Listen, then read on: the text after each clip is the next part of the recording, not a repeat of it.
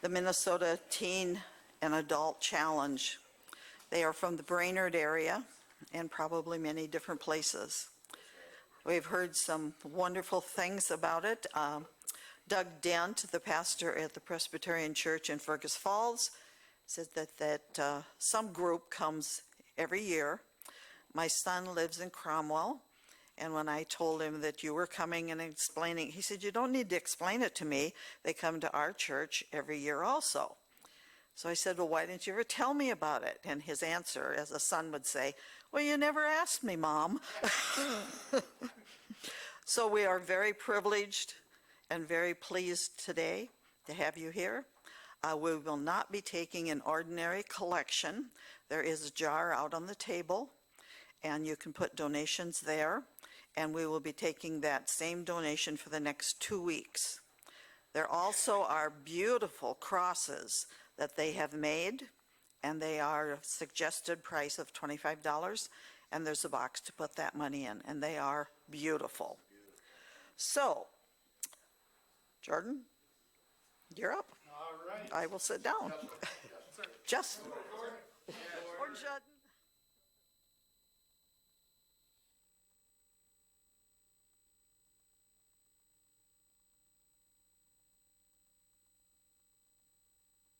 I'll need this. I'm a loud talker. So, do you want me to do it this way or this way? There you go, this way. This way? Okay. So my name is Justin Earlbeck. I am the aftercare coordinator here for Minnesota Adult and Teen Challenge. What I do is I actually work with the guys as they transition out to the community. One thing before I do want to start is I want you guys to take a look at this group. And I'd like for you to pick out one of these gentlemen and just pray for them, and then afterwards just get to know them. The reason I say that is when I was in the program, I had a lady come up to me afterwards, after the service, and she said, "When you guys stood up there, I saw you and I decided to pray for you." And she said, "When you gave your testimony, it hit me so hard." She said, "My son is struggling with alcohol. He's been to jail. He's been to treatments. He just doesn't want help." And she said, hearing your testimony finally shows that I can talk to him and I can understand what he's going through. And so she said, "Thank you so much for helping me and to hopefully get her son into Teen Challenge."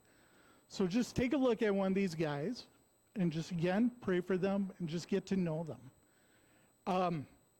When these guys do decide to come in, they come into, we now call it our residential treatment program.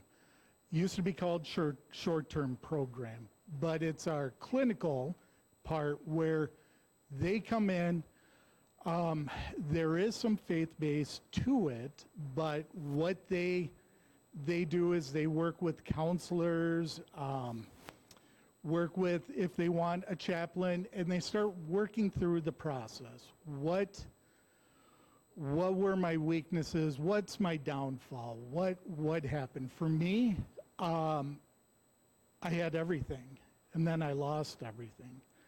I went from a marriage, beautiful home, toys, to homelessness because of my drinking. I chose drinking over my family. I chose drinking over my job. Chose drinking over my parents, my brother, my sister. That's what I did. I felt fine to sit in a car, homeless, haven't bathed, haven't showered for weeks, over getting my act together, getting my family back, reconnecting. So I went in angry, upset. Actually, I didn't even say I was in jail. So I went from jail to Teen Challenge, and I was still angry, mad, upset. Thought I could fix everything. So homelessness and sitting in jail, and I still thought I could fix everything.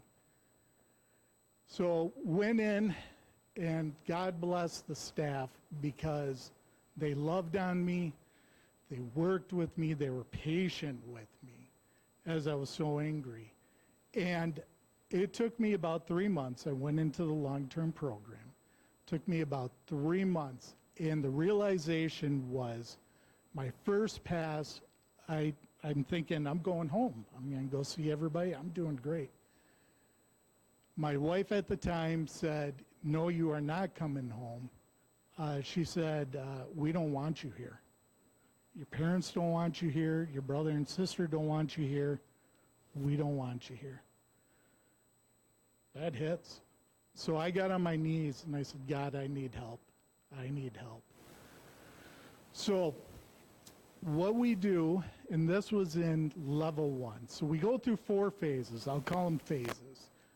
The first phase, when you come over, is Bible 101. And it's, the acronym, was it, how does it go? I can't even think of it now. Beginner's info before leaving Earth. Bible. That helped so much because I was raised Catholic, but I didn't know a lick of the Bible. I went and I zoned out all the time. So you learn to get into the Bible, read verses, talk about verses, meet a chaplain. It's wonderful. It's wonderful. The great thing is there's a lot of people that don't know the Bible, and that's all right. That's all right. Because they get to ask the questions. Some of the things that we know, people out there, they never knew anything because they just never had the chance to go to church or wherever. Then we go into phase 2. So each phase is 60 days. Phase 2, you start working on yourself. You learn what were the things that took me down, that I'm holding on to. What are those wounds and how can I heal them? So we go through critical steps during inner healing, things like that, where we're gonna dig up those wounds, we're gonna talk about them, and we're gonna learn to heal from them. And it's a hard 3 months for that. I don't know if you guys have all been through level 2 or coming into it, but it's probably the longest 3 months of the entire program. 12-month program, your level 2 is going to be the hardest part. Level 3 or phase 3, then you get back into the Bible. So now you've had 6 months. You know, you're starting to get everything. And it's nice because then you can sit and have great conversations, talk to your chaplains. We do readings for the day, dissect it. Honestly, in my Bible, I have notes, I have highlights, I have the good times, the bad times, things that I pretty much have gone through. And opening that up is tremendous. My hope is when I leave this earth, and I'm in heaven, that my children will see that Bible, look through it, and see what Dad's gone through. The good times, the bad times, just passages of what this is. Excuse me. In there, I've wrote on the cover or inside, I am the path to lead my children. So I want my children to follow my path. It's been a rough path, but I'm hoping that what they see through Dad and everything he's accomplished, that they will continue that for me. So that is major. So phase 4, then is the aftercare, where we are getting the clients ready to go back out in the community. So we do dive into some faith parts, but we want these guys to start planning what's the next step. What am I going to do when I leave here? Do I want to go home? Do I want to stay here? Or do I want to do something new? Literally, they get a clean slate. These guys have all the opportunities they want as long as they pursue it.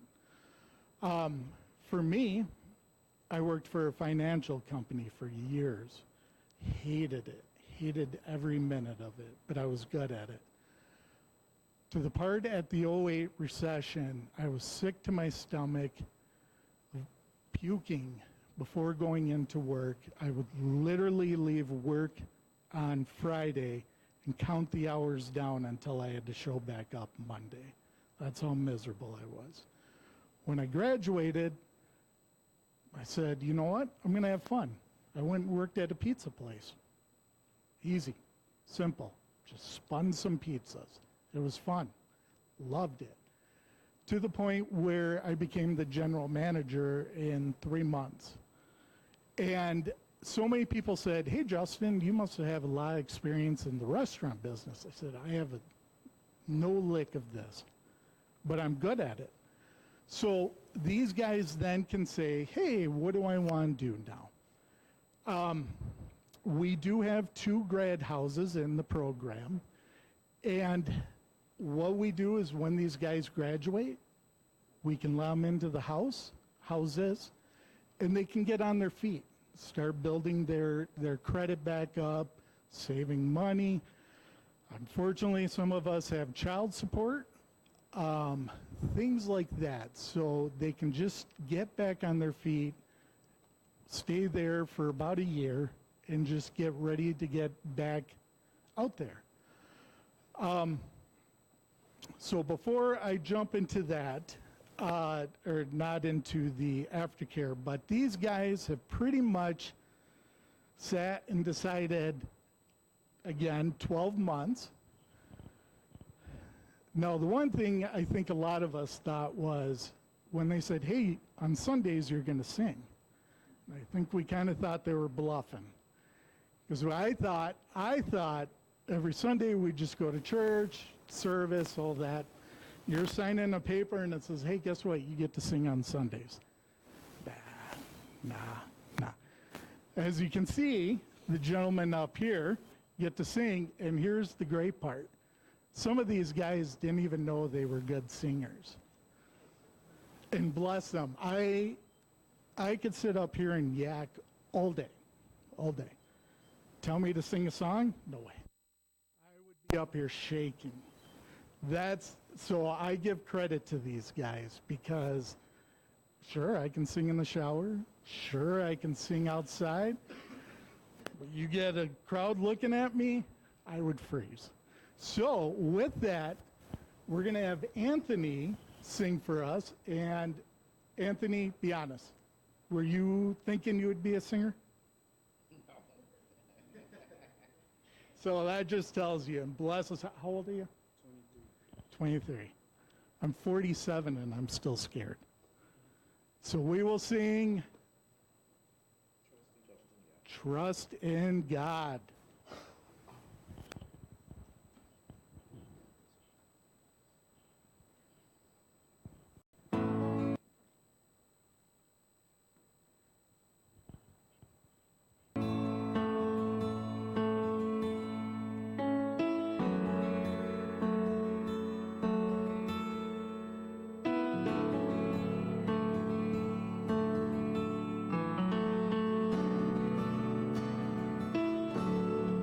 Blessed assurance, Jesus is mine. He's been my fourth man in the fire, time after time. Born of His Spirit, washed in His blood. And what He did for me on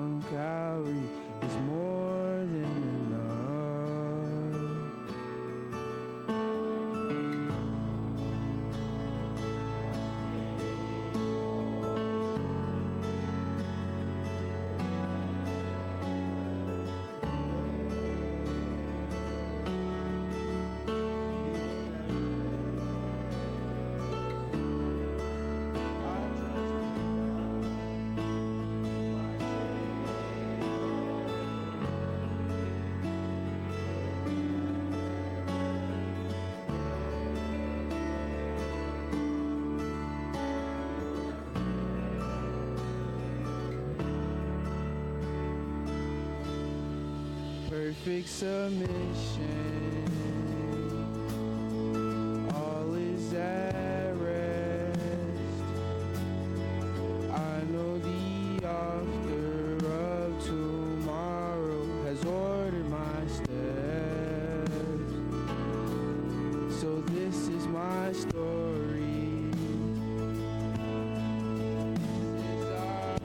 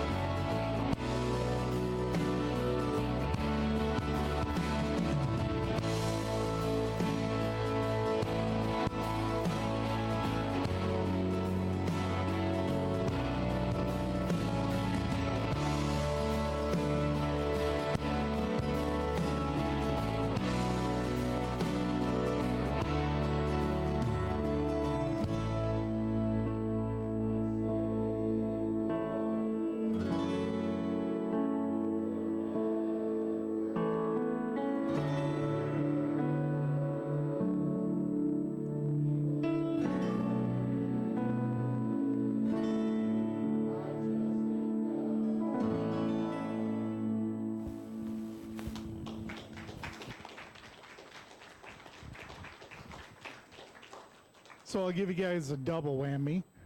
So Anthony, hey, let's sing. Now he also gets to do his testimony.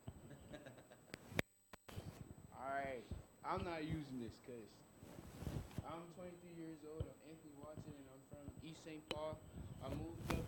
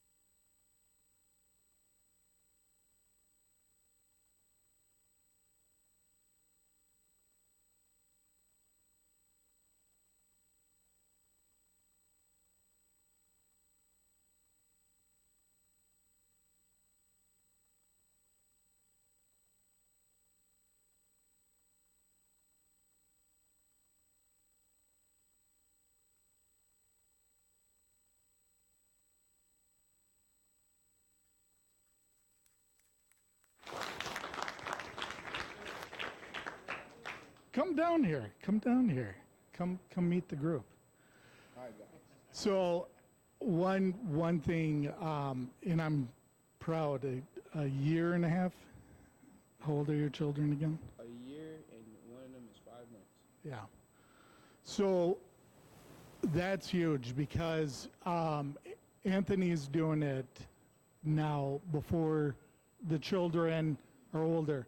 For me, they were 7 and 4, and children are smart. They knew Dad had a problem. When I would go to the grocery store and go to the liquor store, the kids knew, and they would dig through the bags to find the alcohol, and pretty much call me out. Kids are smart. So to start to get all this behind you and to be the father, like you're going to be, and to have these kids growing up, and one day they're going to say, "Wait, Dad, you did what?" No way. And he's going to go, yeah. when you kids were little, these are the things that happened, and they're going to be shocked. Amen. Thank you, Justin. Yeah. So, again, you see a little gray. For me, it took about 38 and then took 40. Well, I should take that back. It was 37, 38, 40, 43 to finally get it together. 9 treatments, outpatient, inpatient, 30-day, 60-day, whatever it was. I went through the program, but a problem was I was still holding on to things. And one of the great things we're doing now is there's a tier program. So the gentleman, there's going to be 5 tiers. In each tier, you're going to get more freedom, more responsibility. We do allow phones, so they'll get like more phone time, things like that. Honestly, 5 is the top tier for me. Time around, I probably would have graduated with a tier 3. I wasn't perfect by any means. I asked God for help, but there were still things that I hadn't addressed. So what we have is a restoration program. The restoration program is like a second chance. I came in, knew right away I needed help. Everything was going good, and then lived in. So the old habits started coming back up, and eventually I started drinking again. Luckily enough, I addressed it, came into the program, and it was a 6-month program. And that's where they say, hey, Justin, what things do we need to work on? And I figured those out. And one of the great things was I went through the program in the cities, liked it, wasn't for me, and when I came back for restoration, I came up to Brainerd. The big thing I noticed right away was it was quiet, it was peaceful, everyone was so nice, and I thought, you know what, this is perfect. This gives me time to figure things out, time to heal, time to mend those bridges I broke, get the trust back, everything. It was hard. It was probably the hardest thing I did for those 6 months because I was too old and I'm too tired to be doing this over and over. So when these guys come back to restoration, they work on the things. And again, it's just, hey, what were the things that tripped you up? So we do have a few gentlemen that are doing it. And the great thing is they know what to work on, what to do. I just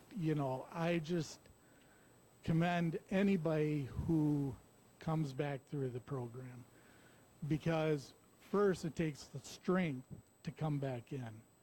Second, the humbleness. And third, you're going to know that God in the campus teen challenge, how much love there is, how much I tell the guys, I tell the guys all the time, guys, I would rather see you come in. You know, it's hard to come in. I would rather see you come in than read about you in the obituary, because that is a true fact. I've lost count how many people I've gone through the program with that I've read in the obituary, that I've seen something posted.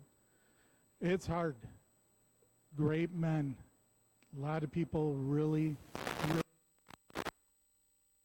struggled. They ran a perfect program. They ran a horrible program. But something out there took them. And so for these guys to walk in, again, broken like myself, humbled, and to say, I'm going to do this again, I commend them. We'll hear another testimony. I think I actually want to go one young gentleman.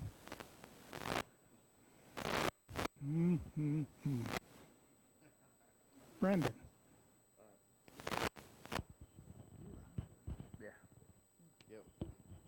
Hi, church. My name is Brandon, and I'm 47, just like this gentleman here. And hi, Josh. That's my cousin. He came from Fergus to see me. Yeah. I'm from Shakopee. Actually, I'm from Shakopee, Minnesota, and I struggled with 28-year meth addiction. And what it did to me was allowed me to stay stuck. Like I always knew who God was and who I needed to rely on, but I just I thought that being in a relationship would help with everything, and every time it ended in despair. And so this last time I was in a relationship and it ended just abruptly, and I know that I needed to come to Teen Challenge because I couldn't stop using. Because I had been here before in 2007, and 3 days before I was supposed to come in, I fell and I almost broke both my feet. And Teen Challenge told me I couldn't come in until I was able to do things for myself and able to walk on my own and not have to depend on anybody else.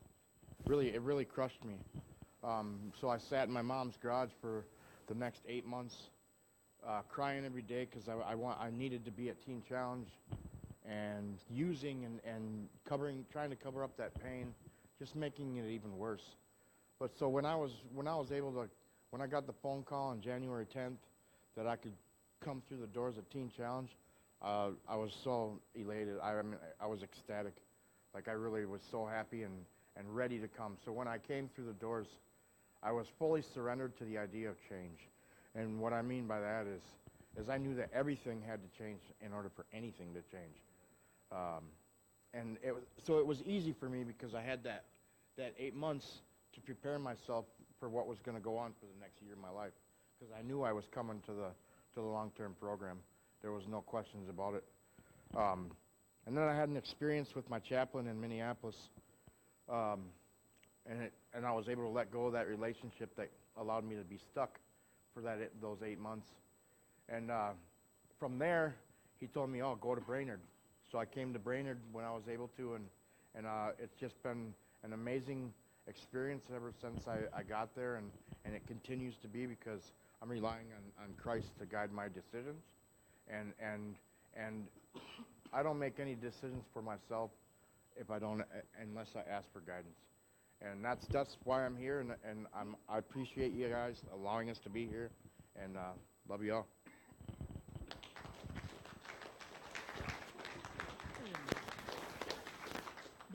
No.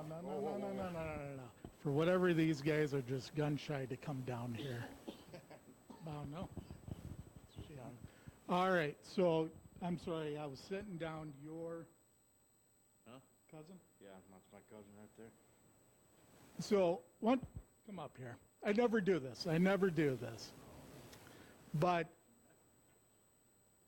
guys, ladies, gentlemen, here's honestly the love that when I was at my worst, everybody was still praying for me. Everybody was still there. Honestly, how did you feel when Brendan was at his worst? I was in with him. I was using with him. And we're in recovery together. And that's huge.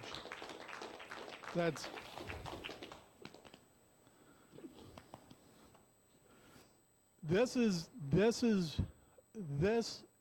is what I love. Seeing relatives, parents, brothers, sisters, children,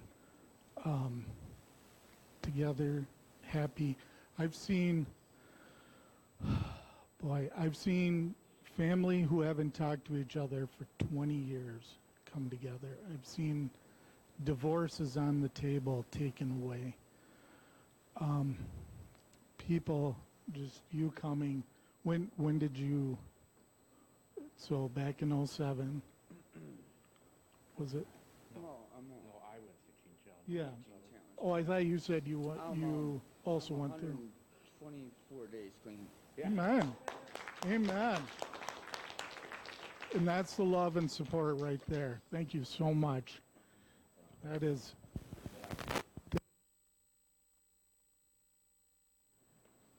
Again, the struggles we go through. And some of these gentlemen are definitely working on restoring. At one point, I don't know if the counselors still do it, but you send out, or your loved ones send in a letter about your struggles and all that. You read it in front of your group. They send it out, your wife, parents, children. Write something about how your dad, son, husband, through the hard times and that. For me, it was my family wrote, "We're done with you. We're tired of this. We can't do this anymore. We love you, but we can't do this anymore." 20 years of this, and it's taken a toll. And that was a very, very hard letters to read. We love you. We just can't do this. Now, over time, I built that trust and relationship back with everyone. My brother didn't talk to me for 2 years. My first Christmas passed. They live in Ohio. He said, "Is Justin going to be there?" My family said, "Yes." He said, "We're not coming." My niece and nephew couldn't see any of their family because Justin was going to be there. That's how angry he was. And it took time, and we rebuilt. By the love of God, by forgiveness, by working on things. My ex-wife and I, we can co-parent wonderfully. My daughter just graduated. We had the best time. My son and daughter can see dad and mom get along great. And that helps them. They're not guarded. They're not worried. They can see, you know what? We can talk about this. We can talk about that. And it's beautiful. Yes, I would be happy to be married, but we weren't right for each other. We were toxic for each other. So being separated and going through that was really the best for us. Now, I'm not saying go ahead and do that, but my ex-wife met a wonderful man, and she's happy, and I'm so happy for her. Crazy to say, right? To have the ex say, "Hey, I like this guy. This is a good guy. He treats her well. He treats her great." She deserves that.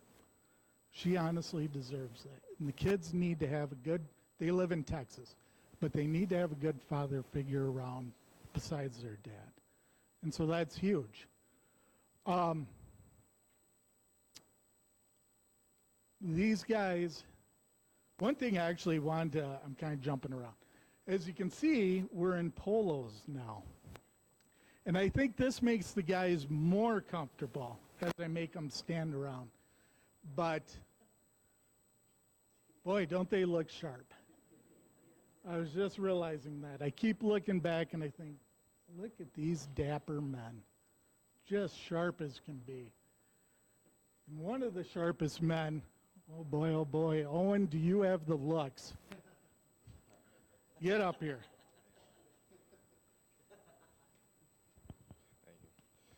Morning, church. Uh, Thank you for letting us be here today. My name is Owen. I'm from Brainerd, Minnesota. I'm 20 years old. My downfalls were weed, alcohol, and masturbation, and that's what led me to standing in front of you guys today.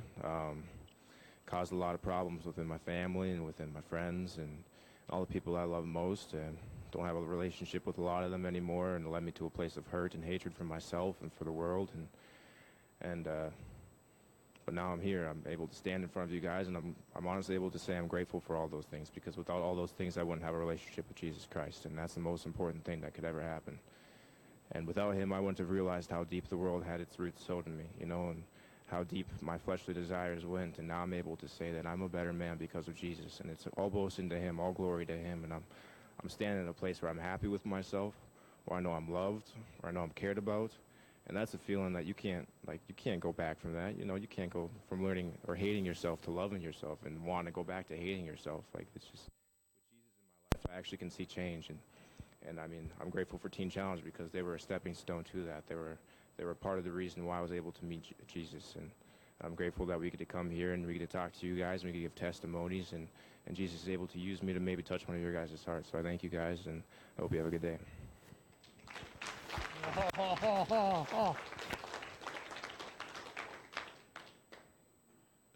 Mothers, hide your daughters. When Owen came in, shaggy hair, baggy pants, sweatshirt, you actually kind of only wanted to do a few months. And again, how old are you? 20. Boy, oh boy, if I could do that at 20. He's sticking it out. Again, being young, it's a hard decision to sit and say 12 months. It's not perfect by any means, but I'm so proud. Again, there are so many things in this, but when I see a young guy, and ladies, we also have the women program, but tackle it when they're younger is huge, because nothing good comes. I wasted the majority of my 20s, all of my 30s, and it took into my 40s to finally get it together. So, Owen, I'm so proud of you. Yeah.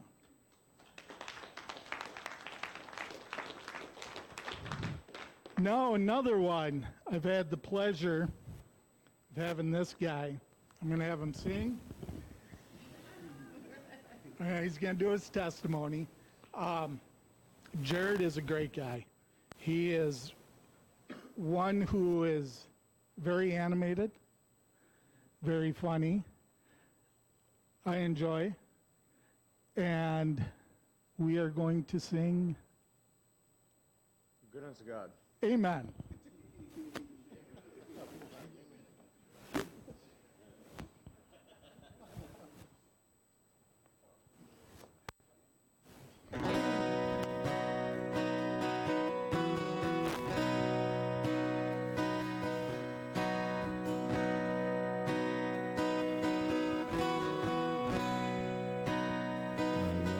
You, Lord, for your mercy never fails me. All my days I've been held in your hands.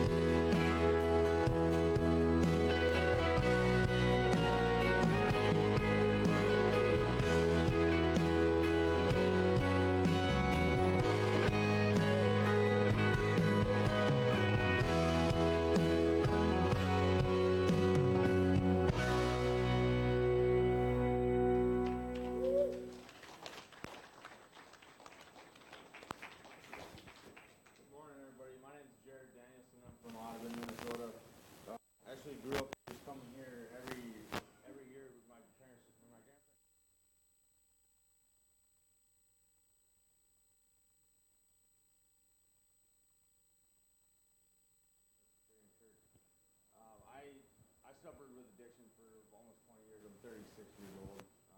At first, I just thought it was fun. Um, I rebelled against my parents. I wanted to do it my own way. They knew what was best for me, and I decided to go a different route.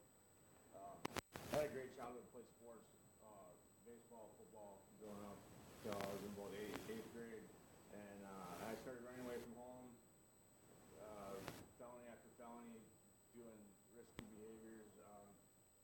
I've been in treatments and jails. I've been in prison. That wasn't enough to stop me from the cycle of abusing my body. And right now, I have two beautiful children, 14 and 12, girl and boy. And even my mom telling me that, hey, I'm gonna take your kids away, that still wasn't enough to get me to get sober. So I was in outpatient treatment for the second time, and I got my fourth DUI, and I knew something had to change. So I called my PO and said, hey, I need to do something more than outpatient. It's not working. So he said, yeah, you should probably check yourself in somewhere. And my grandma's been praying for me to come to this program since I was 15 years old. So it's my time now. And I set out here to come to Teen Challenge. I wanted to do the one-year program because it's faith-based. I've never done a faith-based recovery before. And being able to spend this time with God and with all the love and support and truth that we get from the Bible, that's the best tool we have here at Teen Challenge is the Bible. And everyone cares about us so much, and I can love people today because God first loved me, so I can love my family, I can love my friends, I can love all the people that dedicate their heart, time, and money and stuff, and they want us to see us succeed. So thank you so much for hearing us this morning, and glad to be here. Thanks.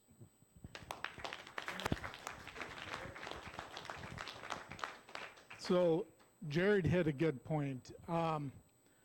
There are some of us that normal childhoods, and yeah, Playing in a creek, jumping in puddles, I had 3 brothers and a sister. I mean, I was the second of 5, but somewhere, I don't know, somewhere.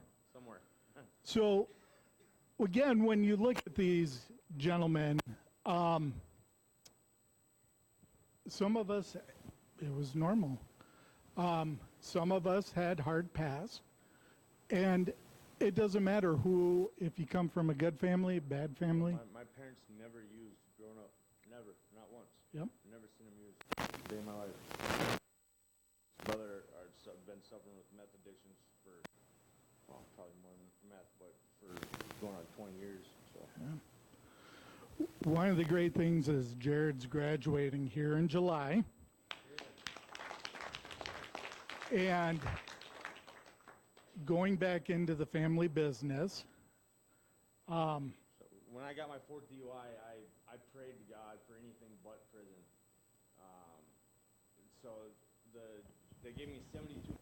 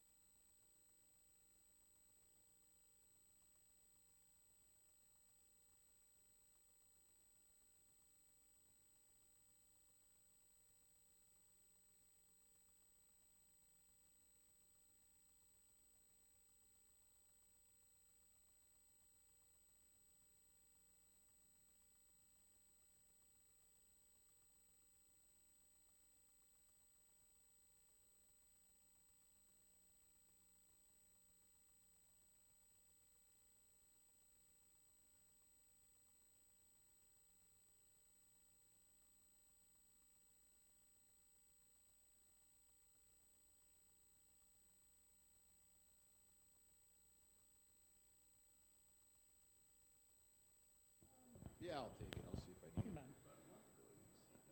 No way. Thank you all for coming here today. I wanted to allow the people that felt called to tell their story. So my story starts born and raised in a Christian home. And along the way, I felt some condemnation from people sitting in the church pews. And I think I told the story less than I did sitting next to someone on a bar stool.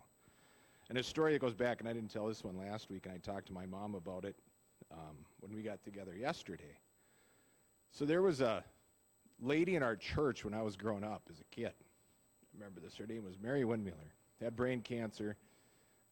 Her husband and kids went to the church, and I was just a little kid, and I knew her kids, and I didn't fully understand what they were going through with losing their mom. But the dad was outside the church smoking a cigarette, and then some church people would raised a hand, and it was like a whole talk that they shouldn't be church smoking in front of the church. And my mom blew a gasket. She spoke up, and she was like, called out, righteousness, self-righteousness, whatever you want to call it. And she bred that into me, that, hey, some discernment of what's right and what God is. And then I kind of moved on, went on to college, kind of walked away from church, found friends and other activities that I found more enjoyable than sitting at church. And another thing, when I was a kid, I would pray. So I'm just off the cuff here. I didn't prepare anything. So I would church when I was a kid.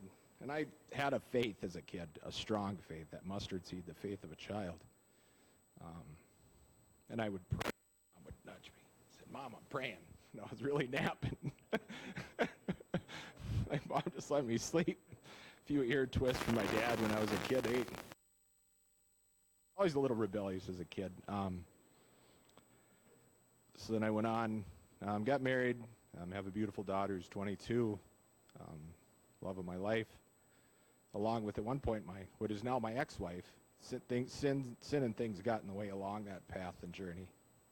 It gave her a biblical right to divorce. A couple years ago, that was a hard thing for me. And then COVID and everything else. But now with these guys here, I've found that I'm able to share those stories with no judgment. We've all been there. We've done it. And I'll ask the people in the crowd, and I did this last week kind of off the cuff too. So people that have been, raise your hand if you've been affected by drugs or alcohol throughout your life, not yourself, but in families everywhere. I lost a cousin at 33. I was 33. We were close as kids. One of the last stories with him, and I didn't understand the addiction part, the alcoholism part. At that point, it was part of my life, but it wasn't consuming my life. It was fun. It was fun for a while. Sports and tailgating and all the things that went along with that. So it was at my grandma's funeral, Grandma Grace, which was one of the best Christian women that you'll ever meet. She lived her life out, lived her faith. Someone had asked her, and it's in our family for whatever reason. Who do you love the most? My grandma's answer is always the one that needs it the most.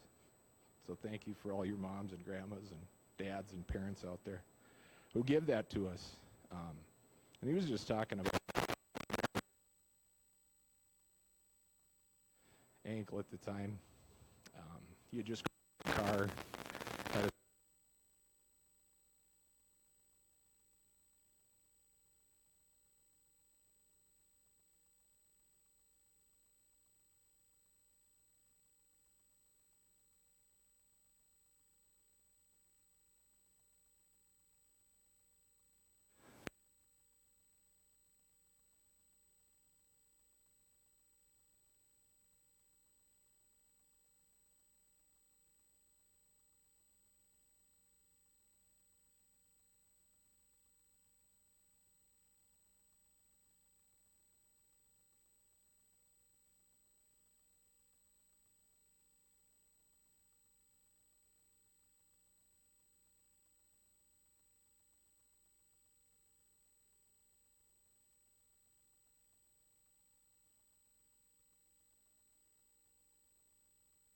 these guys, or addiction, whatever it is that we're here for. So that's a blessing. even when I felt judged for it in the past. So yeah, with that, all these, I think fathers, sons, children, uncles, brothers. This guy here married 20 years, yes. I think they have kids together, and you just want, and I commend you for that you want to do it the right way, the God way, even after all this. Oh boy, there's no children in the rooms.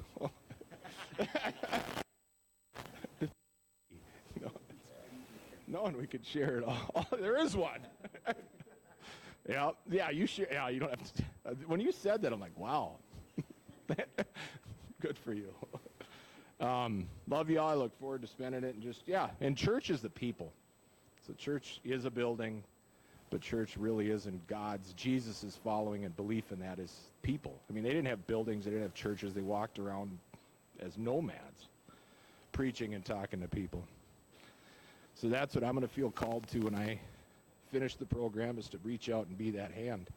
I don't know exactly what that is, who it is too, but I don't need to know. God will put those things in my life as God put, I guess, recovery in my life. All the prayers from people around me to get me to where I'm at. And then ultimately let God catch me. So I just have to quit running away. Just let him get me. Thank you.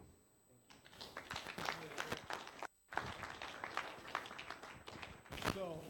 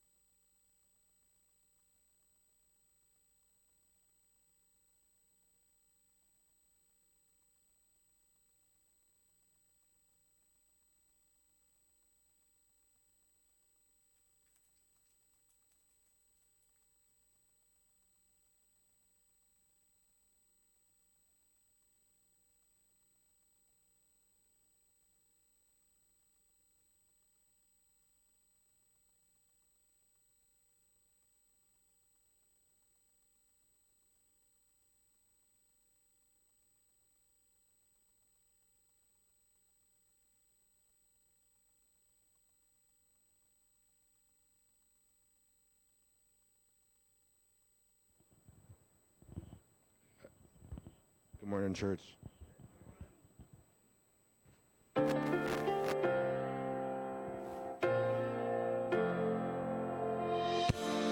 not a warrior. I'm too afraid to lose. I feel qualified for what you're calling me to. Oh Lord, with your strength, I've got no excuse. Those broken people are exactly who you use. So give me faith like Daniel in the lion's den. Give me hope like Moses in the wilderness. Give me a heart like David. Lord, be my defense, so I can face my giants with confidence. You took a shepherd boy and made him a king. So I'm gonna trust you and give you everything. I'll be a conqueror if you fight for me. I'll be a champion claiming your victory.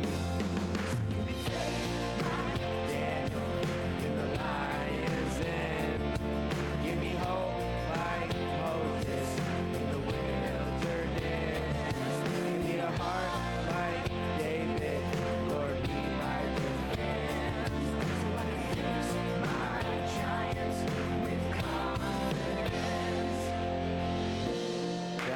shake the walls. I won't stop until I see them fall. Gonna stand up, step out when you call. Jesus, Jesus. I'm gonna sing and shout and shake the wall. Won't stop until I see him fall. Gonna stand up, step out when you call. Jesus. So give me faith like Daniel in the lion's den. Give me hope like Moses in the wilderness.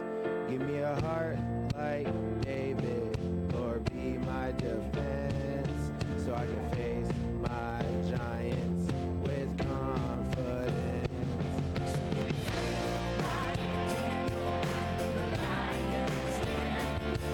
Give me hope like Moses in the wilderness.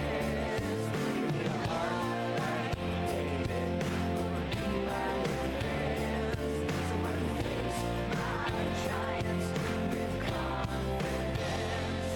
I'll face my giants with confidence.